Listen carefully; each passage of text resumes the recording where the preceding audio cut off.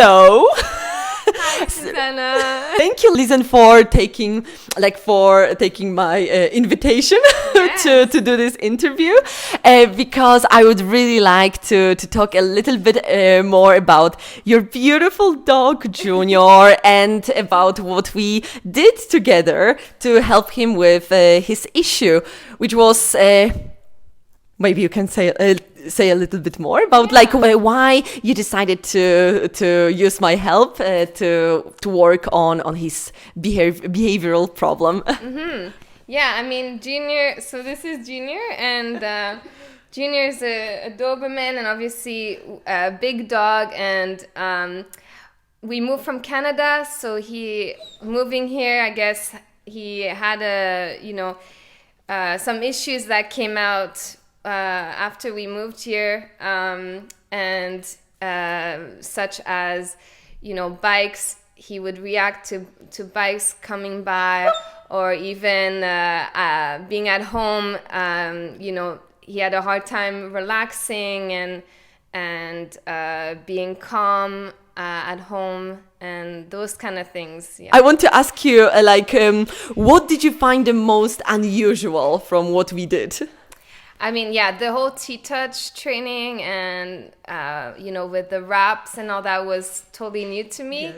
Yes. But what I really enjoyed was that it was a positive training, because we only used positive training with Junior, and I always wanted to continue using positive training. So this was a new positive training that I never knew before, and it was very interesting because I never really, it was a new way to communicate with Junior, a new way to calm him down and make him also more confident in his body, and using the wraps, which is really weird, right? Because It is. putting stuff, you don't really think like, okay, what is it doing? And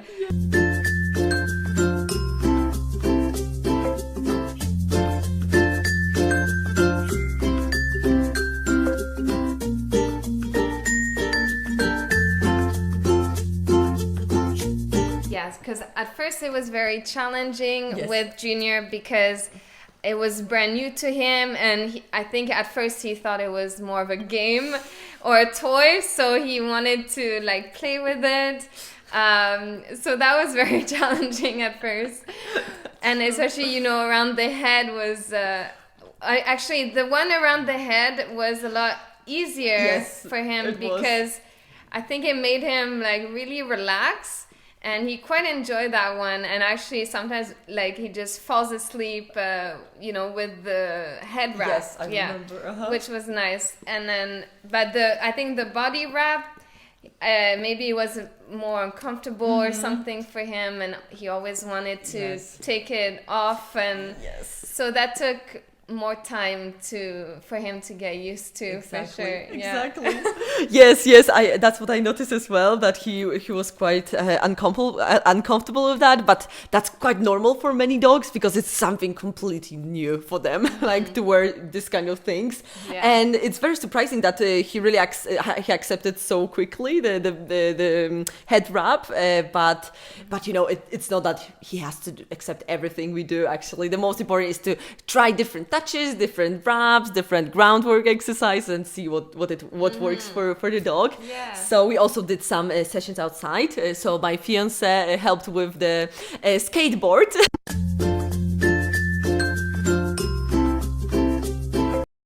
He was hiding. That was very funny, because when we did it for the first time, we didn't even know how we were going to do that, and so he was hiding behind a fence and just waiting for me to give him the signal to start skateboarding. So that was quite challenging to coordinate with the traffic and stuff. But we did I think 3 sessions outside. And how is Junior now after all that work which we did? I mean, it's still a work in progress, Sure. but we can definitely see that he's gone a lot better with bicycles. Now he's not so quick to respond.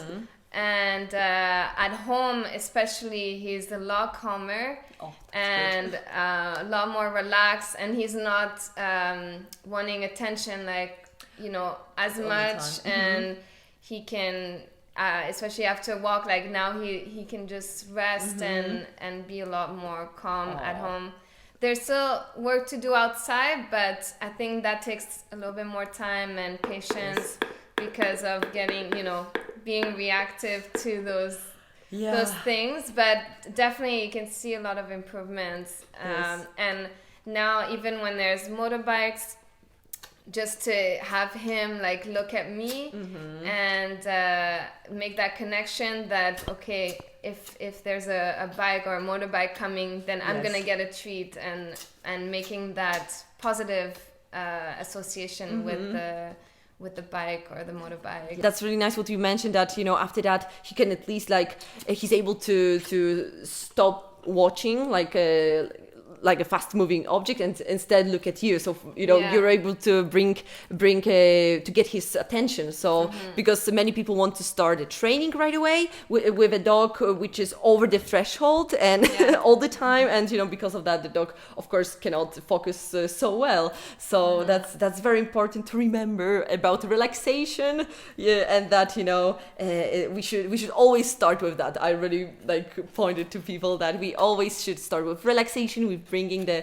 stress level down, and then we can work on other issues. So that's nice. And of course I really want to stress that it's not that you know, I did everything myself, because Lisan was great. It's like she really did her homework, and I'm really happy to work with people like you, because many people, you know, when they call dog behaviorist, or they expect that person to solve all the problems. And as you can see, you're the essential part of the process, right? It's not that, oh, somebody is coming and, you know, we will do 1 hour session, and then, you know, like after a week we will do another one and everything will be solved, right? It takes time, and also like you also have to do something about it, right? I think the training is more for the owner, right, than it is for the dog, because you need to know how to control those behaviors. And I think for me, like the best thing that I really got from you was that reassurance that, okay, what I'm doing is the right thing to do. And because you're always second guessing when these behaviors come up, and sometimes you don't know how to deal with them, right? And you don't know if you're doing the right thing, or if you should maybe do something different.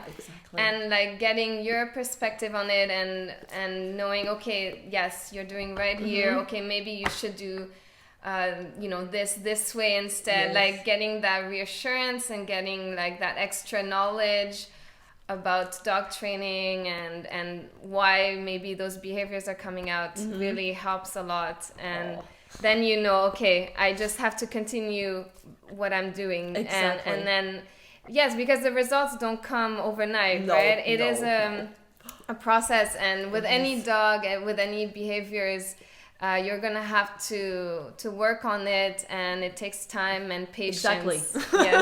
Exactly. So, but it's good to know that at least what you're doing contributes to the steps it needs to take to get those behaviors under control, or make them better. Exactly, because I don't treat myself as a person who knows everything, who has like solution for everything. I'm just mostly I'm there with the dog parent to guide and to give some instructions, like, okay, you can improve this, you can do this differently, or you can try this and that and see how it works. Because like I'm not the person you're the person who are with your dog most of the time, so what can I do with that? I can just it's like give you some instructions and some guidelines, and that's it. So I'm really happy that you mentioned that, because people expect me or some other like dog behaviors to come and just they just want to give them give that person their dog and just tell them, just here is my dog, just fix the problem, and just bring your dog my dog back in 2 weeks, but this is not how it works. It's like working on behavior, like on the emotional level and emotional state. So it's a very different process. Plus, as you can see, like when you know how to handle this the different situations, and you become more confident, then it works very much, right? Then me as a parent, I become more as a parent. I love that. I become more confident in knowing that I'm doing the right thing and that I'm working towards making his behavior better. And there's always like roller coaster, right? Like some days he's better, some days he's not. Like sometimes we'll run into a cat like right off the bat, and then after that he'll be more reactive to more little things, right? So it also you're gonna have good days, you're gonna have bad days, but it's all like a process. And then but we definitely saw because that was over the summer, and you definitely I remember after a few months you see those changes, and it's great when you can really like notice that like that he is getting calmer. And that's true. Yes, he's so adorable. I cannot focus.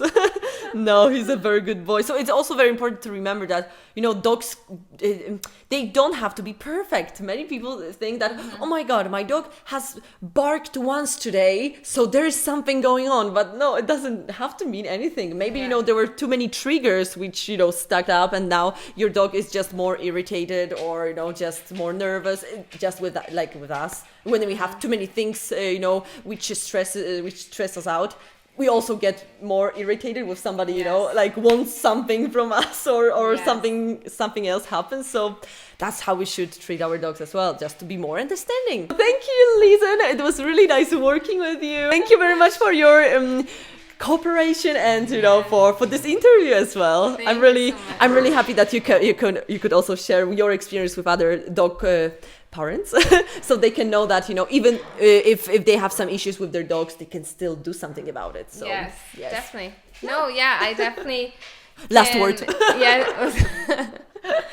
I can definitely say that Zuzanna is a great dog trainer and behaviorist, and I really, really enjoy working with her. And Junior really enjoyed working with her too, and was excited every time she would put up a new obstacle course for him, and it was always a lot of fun. Oh, yes, I'm happy you both enjoyed that. Yeah, definitely. Thank you.